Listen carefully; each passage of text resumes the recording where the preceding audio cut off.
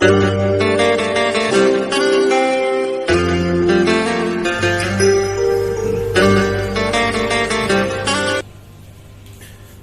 morning, dear student. Welcome in online classes of Buddha International School. Today here with the new topic, that is regarding the third Mughal Emperor Akbar. You know, in last two lectures we have discussed first about the founder of Mughal Empire, who was Babur, that how he defeated Ibrahim Lodi and founded a very strong empire. Then after regarding Humayun, that you have seen that how Humayun fought two battles continuously with Sher Shah Suri and defeated by him, and finally for 15 years he had to flee from his empire. Then while I explaining about Humayun, I explained one more thing, that when Humayun was in jungle at the time, he was totally helpless, and at the time only he met with one girl there and he got married, that was Hamida Banu Begum. And in that jungle only, when he was totally helpless, he gave a birth to a baby that named as Akbar. So today we are going to know about Akbar, that just after the death of Humayun, the third Mughal emperor, who was that Akbar. So how he born, when he born, and what kind of quality, the complete administration system, these all the things today we are going to discuss in this lecture. So you see, my dear student, first the case study particularly we are going to do about the Akbar only. Why? Because if you will see in the Mughal Empire, then I think that about Akbar, this topic, and this is very important one, that most of the questions are there, they are from this only. No doubt the 6 early Mughals are there, they all are powerful and they brought so many different kind of changes into their empire. But if you will compare this one, then those all, then you will find there is a great difference. That's why Akbar was known as, the Akbar Great and Sahansai Akbari Ajam. Akbar the Great and Sahansai Akbari Ajam. The word great is there only for before the name of only few rulers, if you will see in Indian history, and it shows that really he was great. So here we are going to discuss that what are the main qualities were there in him, that those qualities are going to make him as a great ruler. Otherwise, about Maharana Pratap, about Prithviraj Chauhan, and about some other rulers also we have discussed, but there is no, the word great is there before their name. So it means something special is there in this ruler, that's why he was known as the Akbar the Great. Otherwise, if you will see in our Indian history, then you will find only just like Akbar the Great, then after Sikandar the Great, then Ashoka the Great. Then after you check that, I think the great word you are not going to find more before the name of ruler. So this shows that really he was special than the other rulers. And what are the main qualities and what were the policies introduced by him? Because of those policies, he was really very different and a special king other than the other rulers, about which we have already discussed in different chapters. So let's begin about the Akbar, my dear student. He was known as Great Sahansai Ajam or Akbar the Great. 1556 up to 1605 he is going to rule as the ruler of Mughal Empire. More about him. The full name was Jalaluddin Muhammad Akbar. The full name of Akbar was Jalaluddin Muhammad Akbar. He born on 15 October 1542 Common Era in Umarkot, when his father Humayun was totally helpless. And he was in jungle only. Why? Because for 15 years he had to flee from his kingdom. Why? Because in 2 consecutive battles, one was battle of Chausa and another was that battle against that Sher Shah Suri, twice defeated in both the battle of Chausa and in battle of Kannauj, and that's why he had to flee his empire. And then only while he was in jungle, while he was totally helpless, Humayun, that time only there is a birth of this boy, that was Akbar on 15 October 1542 Common Era in Umarkot. See, my dear student, when he was crowned as the emperor in 1556 Common Era at the age of 13 years. So you see here he born in 1542 and 1556 he is going to become the king of Mughal Empire, and when he became the king at the time his age was only 13 years. Now you can think that a boy whose age is 13 years, is it possible for him to run such a big empire and administration of that empire in the age of 13? You can check in your class, and maybe your age is also 13 and some of you are maybe of 14 and even more than 14 also. So you see, check yourself that you are having the quality and the kind of responsibility that you can handle such a big empire. I think it is very difficult and impossible also.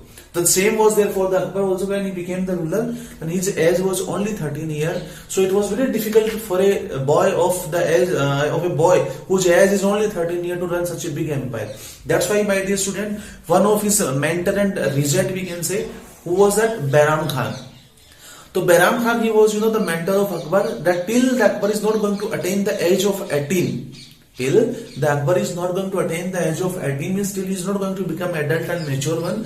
The Bahram Khan will look after the complete Mughal empire. Whatever the decision and other things will be there, that will be taken by the Bahram Khan only.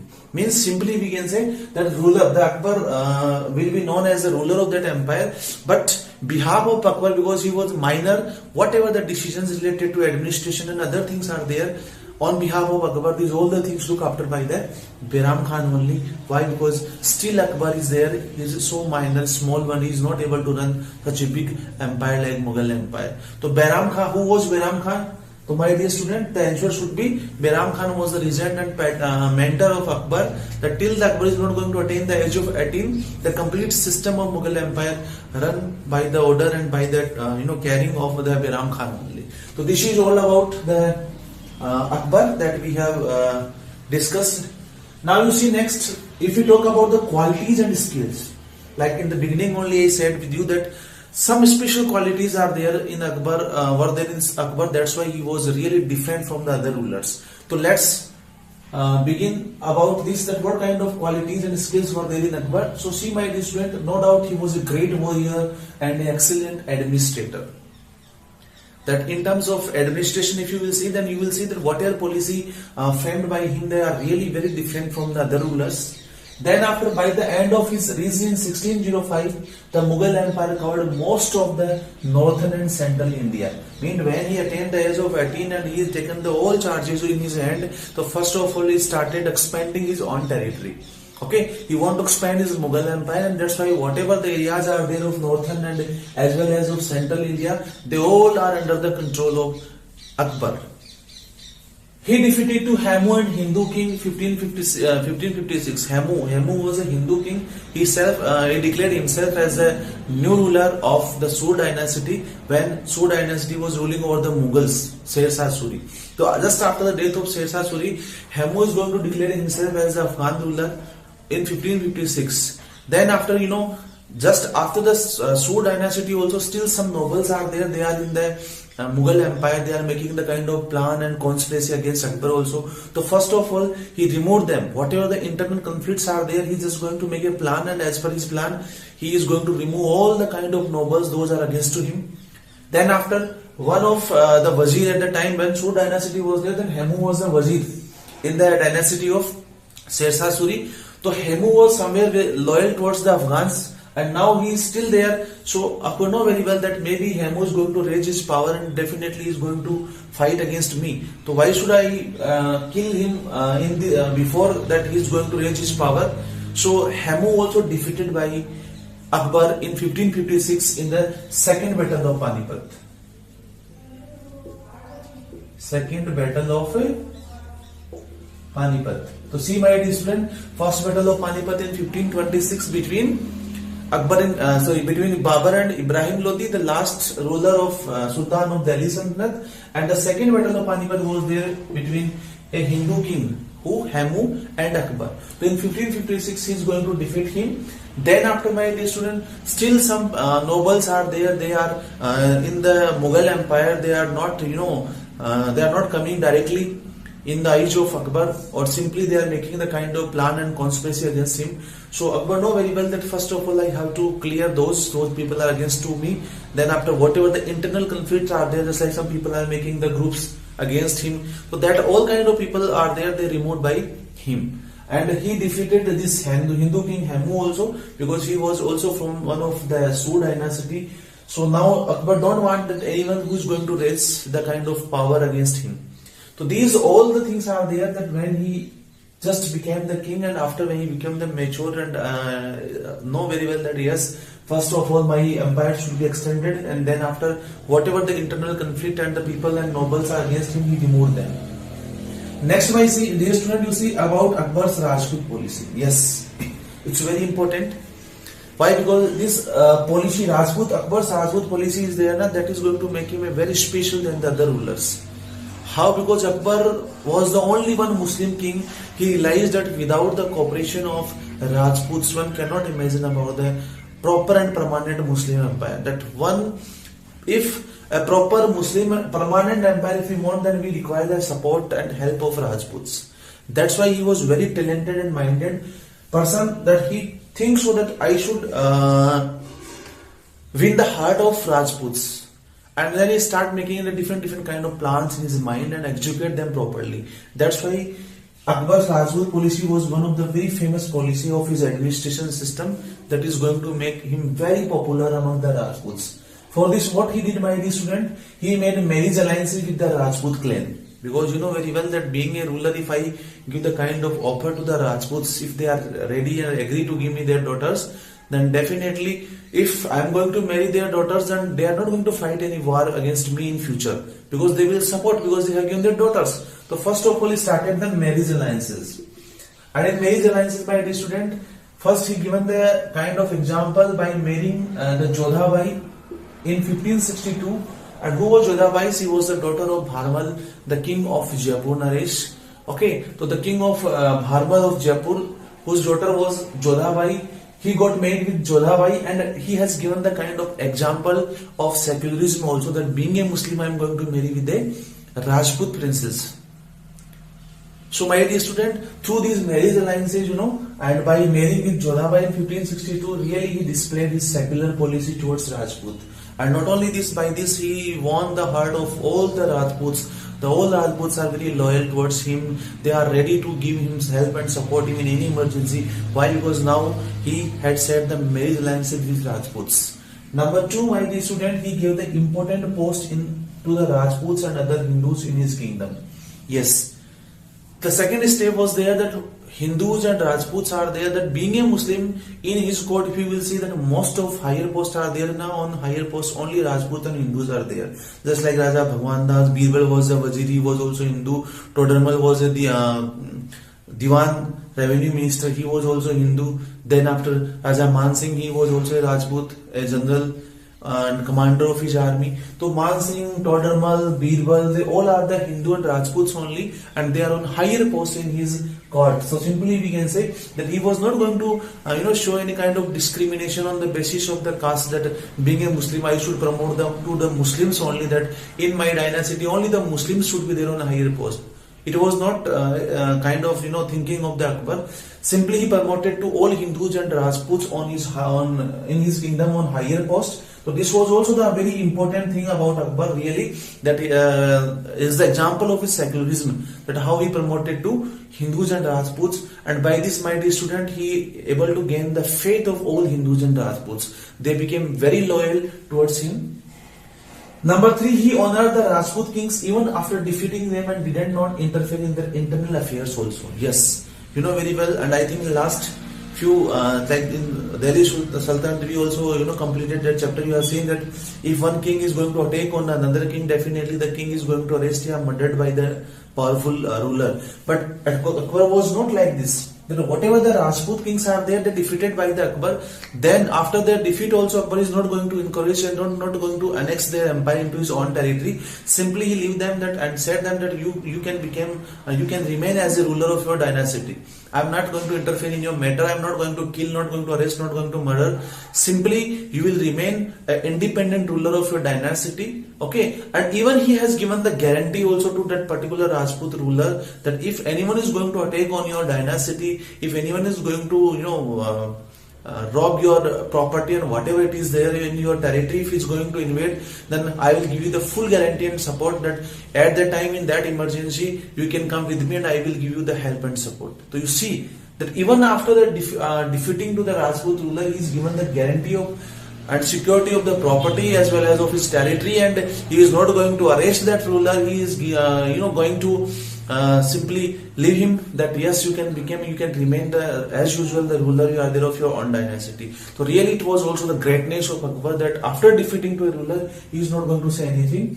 So these three things are there, my dear student. They are really going to make him one of the very special ruler of Mughal Sultanate and Mughal Empire. And because of this and because of the policy of secularism, he became very famous. That's why, my dear student, he is known as Akbar the Great, no doubt. Next, about Akbar's administration system. Here we want to know that what kind of administration, what kind of policies he brought in his administration. Because of that, his administration was quite different than the other administrations of other rulers. Number one, you see, my dear student, in 1580, he divided the whole empire into 12 provinces. Just like today also we are following the federal form of the government, in which there is a kind of division of power is there. So the same system followed by the Akbar, that he divided the whole empire into 12 provinces, which were called Suba. Then the Subas are also divided into Sarkars, and Sarkar divided into Pargana, and Mahal they are also known as villages. So likewise he is going to divide his whole empire. But see, my dear student, the main head is there now of the complete division, only that one, that is the ruler only. Means he was the head of the whole empire. And after then the cabinet ministers, like in the form of Wazir, in the form of Diwan, in the form of we can say Kaji, and these all the cabinet ministers are there now. They are ready to they are for the help and support of the Akbar. So simply we can say, just like today also we are having the prime minister, and then the cabinet ministers are there to help and support to prime minister. Same system was there, that he was the head of his whole empire, and whatever the ministers are there, cabinet ministers, just like Wazir and Diwan and Diwan, as well as that man, we can say Mir Baksh, as well as Kaji, they all are to help and support to the emperor. So simply we can say this division of power was also started by him. That was really very great thing followed by him in his administration system. Then after, if you want to know more about, then one more system started by him, that was the kind of Mansabdari system.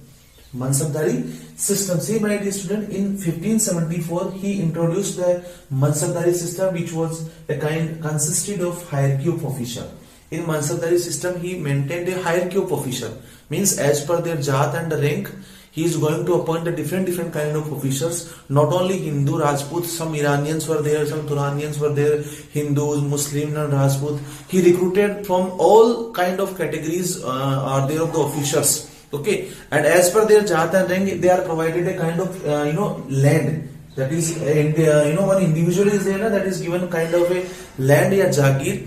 Like in last chapter we have seen that is a kind of land known as Ikta. But here the different name is given, that is a kind of mansab, a piece of land according to jat or rank.